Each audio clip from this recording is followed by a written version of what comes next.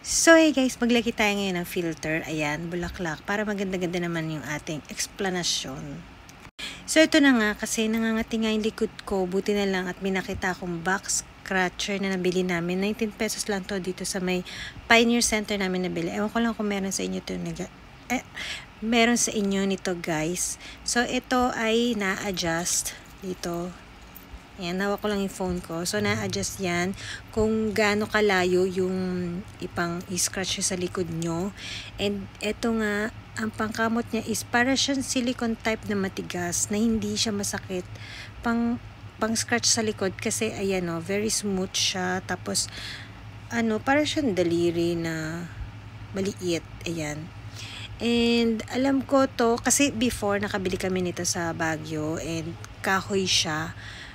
Pero mas maganda to guys. Tapos mura lang siya. Tapos na-extend Na-extend mo siya yung kung gaano kalayo yung scratch mo. Kaya ako sa inyo, very useful to. Lalo na kapag kayong walang mag-scratch sa likod nyo. Yes, maganda siyang gamitin. Kahit kayo, pwede nyong ipang-scratch sa likod. Or pwede nyong pamalo sa makukulit.